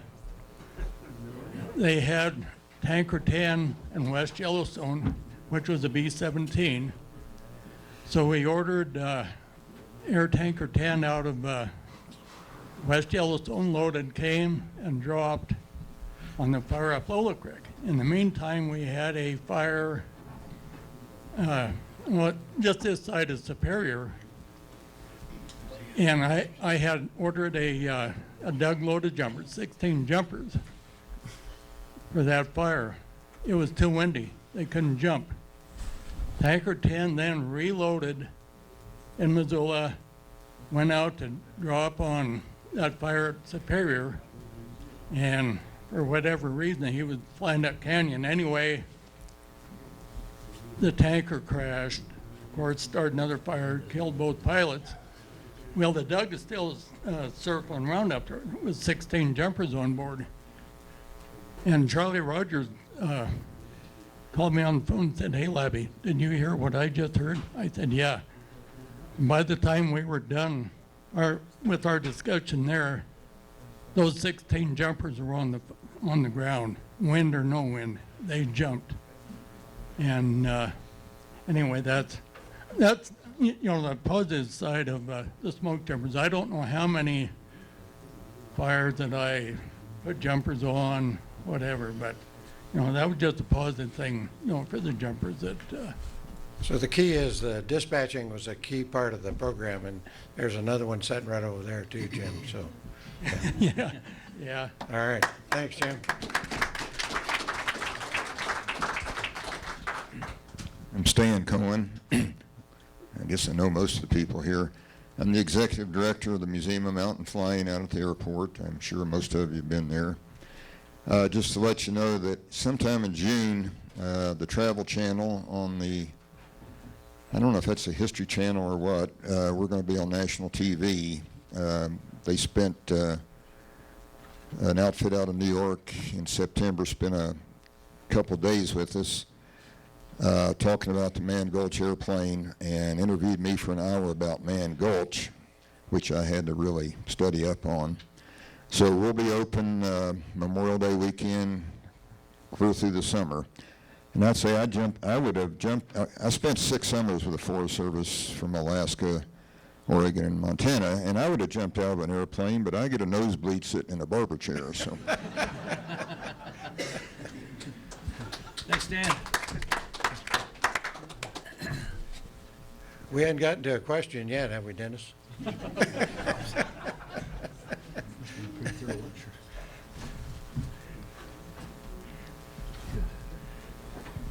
Hi, Jim Hobbick. I recall about 15 or 20 years ago that the first switchover from the round chute to some kind of a sports chute, rectangular, came to a dead end, literally, because the smoke jumper who was the first testing that rectangular chute failed to pull the ripcord, and he fell to his death. Is that correct, or what? Yeah, that did happen back in '91. Billy Martin did have did not pull his main canopy that time. Right now, we have reserves with automatic opening devices on them, so that happening again, or very slim chance that would happen again. It stopped. It slowed up the switchover. Yeah. Yeah, it Yes, did. it did. BLM stayed on their square chutes, but the Forest Service stopped, and they developed the FS-14 canopy, and it took several years before we could try the square again. Has there ever been a female jumper that has died in line of duty? No, there has not been.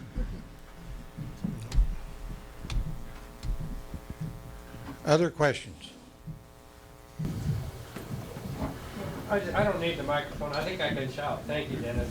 I would like to ask Roger if the Seeley Lake training area is the same airport that's there now, or was that at a different spot? For Seeley Lake training area. Could you say that question again, please?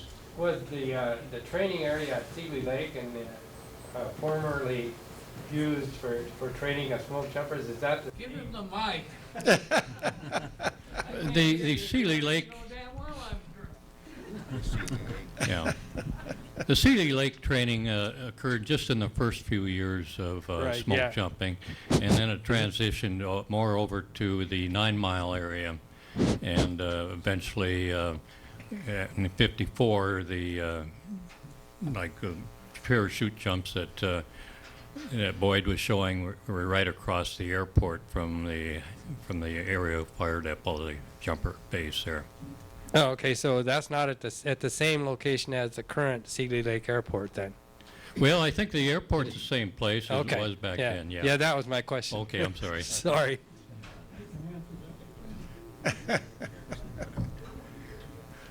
Other questions?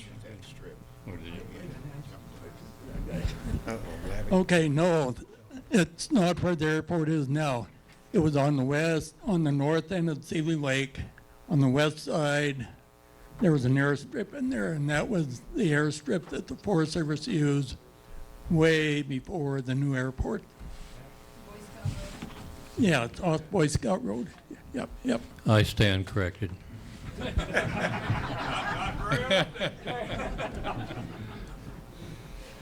I want to thank all of the men and women who have kept our forests safe for us as part of the timber industry. We know here in Bonner how important that is, and even back as recently as 2011 when it was coming right behind my house. I certainly appreciate all of the firefighting that has occurred and all of the innovations that are taking place. As you can see, it is time for our program to end and transition to the pasty dinner. The kitchen is ready, and I invite you all to enjoy that. And also remember that the concert at the Lutheran Church is going to start at 4:30. Thank you so much for coming. Thank you to our program.